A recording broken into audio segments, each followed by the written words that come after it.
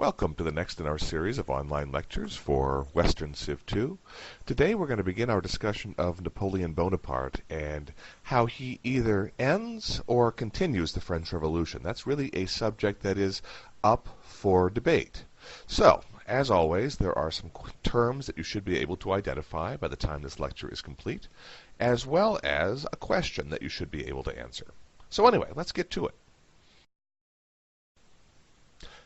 Let's begin with just a little recap. These are things we've talked about in class, but I don't think I can mention this often enough because I really want you to see the connections between the Enlightenment and the French Revolution. Here are some of the key ideas of the Enlightenment and the individuals who promoted those ideas. For example, equality regardless of social class. Really, all philosophers were in favor of that. Separation of powers was an idea promoted by Montesquieu. Constitutional monarchy was promoted by Montesquieu and John Locke. The limited power of the church was something championed by Voltaire. And the notion that sovereignty lies with the people was an idea that came from John Locke. Now, let's look at what some of the key ideas of the French Revolution were.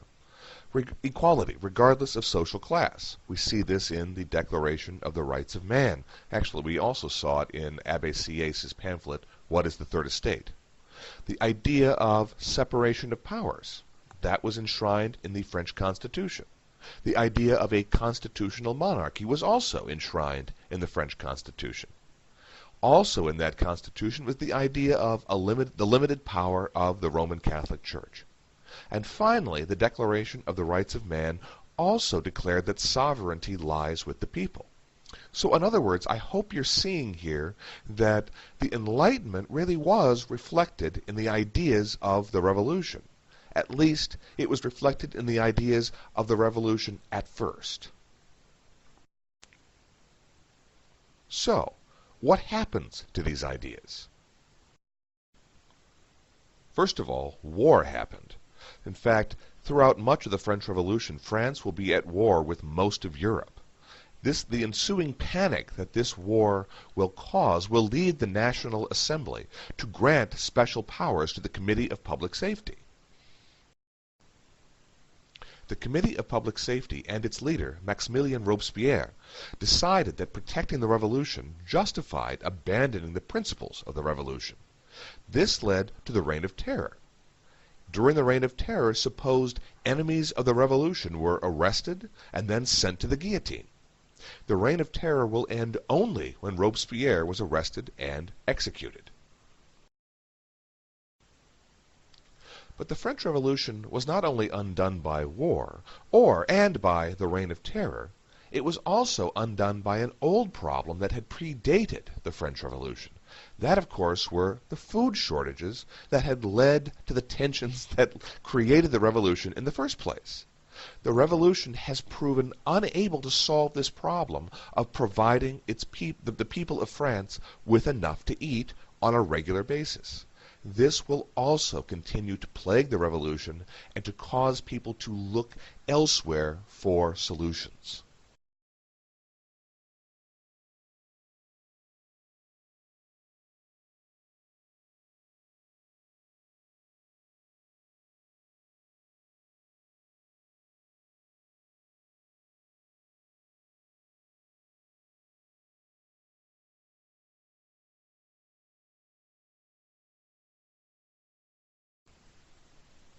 That man, of course, is Napoleon Bonaparte. Napoleon Bonaparte is one of the most remarkable figures in human history. He is a military genius, but he's also a great political reformer who will continue many of the reforms and the ideas of the French Revolution. On the other hand, many historians argue that Napoleon Bonaparte was in fact an enemy of the French Revolution. We're going to see this as we go through this lecture today. Napoleon will, in fact, limit civil rights within France. Moreover, he is going to restore the monarchy to France. In this way, some historians say Napoleon actually undoes most of the work of the French Revolution. Before we can get into that debate, however, we need to know a little bit more about Napoleon. First of all, Napoleon was in many ways a symbol of the French Revolution. He was born in 1769 on the island of Corsica, which is off the southeastern coast of France. It's also off the coast of Italy. Now, Corsica has long been fought over by Italy and France. And in fact, Napoleon's family on the island of Corsica didn't even speak French as their primary language. They spoke Italian.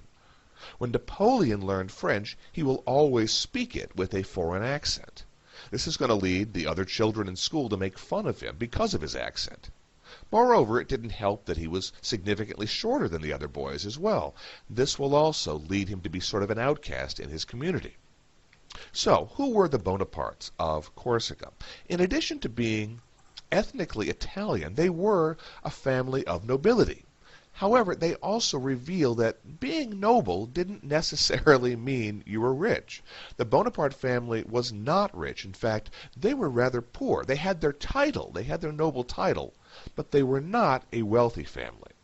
Nevertheless, because Napoleon's family was from nobility, his father was able to secure him an appointment to a prestigious military school in France. And so that is what is going to send the young boy, Napoleon Bonaparte, to France. Once the revolution breaks out in France, Napoleon is initially a big supporter. In fact, the revolution will help his career. Many of the officers in the army were very important noblemen in France, and once the revolution broke out and began to spread, many of these nobility, many of these officers in the army fled France, especially as the violence began to grow. That is going to make it possible for an ambitious young man like Napoleon to win promotion and to get the chance to prove himself. Another thing that's going to give Napoleon an opportunity to prove himself is the near constant state of war that is going to plague France throughout most of the 1790s. Now, Napoleon is going to be sent to the front lines, and his genius is quickly going to be revealed. And in fact, between 1796 and 97, Napoleon will defeat one Austrian army after another in battle. This is going to make Napoleon wildly popular once he returns to Paris. In fact, Napoleon is so popular that a group of conspirators, including our old friend Abbé Sieyès, the guy who wrote What is the Third Estate, will decide to use Napoleon to overthrow the government and restore stability to France. Sieyès' plan was to use Napoleon as a puppet that he could control. In reality, however, Napoleon is going to prove to be much smarter and more politically savvy than anyone expected. He quickly shows that he will not be controlled by anyone. Moreover, he immediately moves to solve some of the problems that had been plaguing France.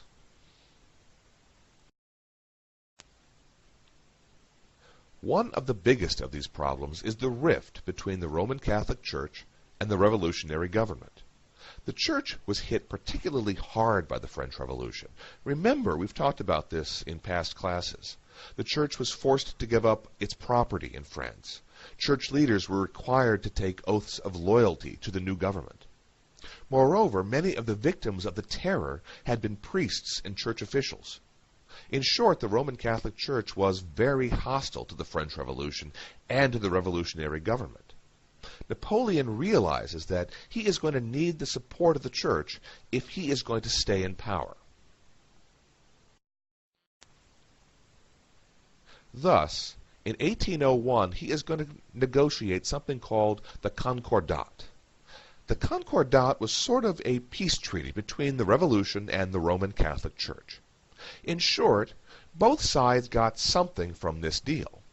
For example, under the Concordat, the Roman Catholic Church was declared to be the official religion of France. On the other hand, Napoleon got something out of this deal as well. Napoleon, in fact, will maintain significant control of the Church through the Concordat. While the Pope was given the power to appoint French bishops, for example, all candidates for those positions had to be pre-approved by Napoleon. So he still has a significant amount of influence over who was going to lead the church in France. Moreover, in one of the stickiest questions, the church will agree to stop demanding that the government of France return its land. So in short, let's look at this agreement, the Concordat as a whole. This agreement really favors Napoleon, who will maintain significant control over church affairs. Moreover, the church has agreed to stop demanding that its land be returned to it. This is, again, as I said, it's a sticky question, and the church has agreed to give up these claims. So, now with the church on his side, Napoleon had eliminated one very powerful potential enemy to his rule in France.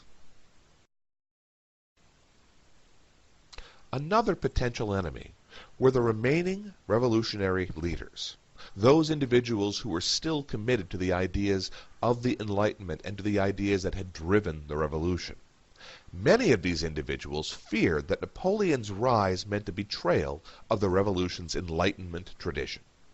Napoleon wanted to reassure some of the more moderate supporters of the French Revolution that he had no intention of trying to undo the revolution. He accomplished this with the declaration of the Civil Code of 1804. The Civil Code, also known as the Napoleonic Code, was sort of like a constitution for France. It explained what the government could do and what it could not do. So, what did the Civil Code say? Well, one point was that it granted equality of all citizens before the law. What does that mean? Well, this point would be reassuring to those who supported the revolution because it reassures the French that Napoleon is not planning on bringing back the estate or the class system. All laws will now apply to all citizens equally. It doesn't matter if you were born a nobleman, a member of the church, or a commoner. The laws apply to all people equally. This had not been the case before the French Revolution, where there were certain laws for the church, certain laws for the nobility, and certain laws for commoners. Another point in the Civil Code of 1804 referred to the protection of private property. This idea came straight from John Locke, who argued that people had a right to life, liberty, and property. So, here is an idea of the Enlightenment that is enshrined in Napoleon's Civil Code. But not everything in the Civil Code was so enlightened. During the French Revolution, women had made significant advances in French society. They were granted nearly equal rights with men. Napoleon will roll back those advances. Under Napoleon's Civil Code, women were made dependents of their fathers or their husbands. They could not enter into contracts or have bank accounts. The Code will also roll back certain civil rights. For example, freedoms of speech and press will be cut. Specifically, Napoleon did not like being criticized, so he shut down any newspaper that would criticize him. People were also being jailed for speaking their minds. This is not a terribly enlightened idea. This sounds a lot more like the pre-revolutionary French government. So, just to recap, here is what Napoleon accomplished in just 5 years in power. His success on the battlefield relieved the pressure on France from her external enemies. Moreover, Napoleon moved to make peace and to win the support of his internal rivals. He did this with the Concordat and with the Civil Code of 1804. So, if you add these three things together, his military success plus the support of the Roman Catholic Church plus the Civil Code of 1804, what do you think the result is going to be? Ultimate power. In December of 1804, Napoleon will have himself crowned Emperor of France. If you think about it, this is ironic. The French Revolution began with an attempt to limit the power of the king. Now, just more than a decade later, France is once again a monarchy, and Napoleon is its monarch. Moreover, Given Napoleon's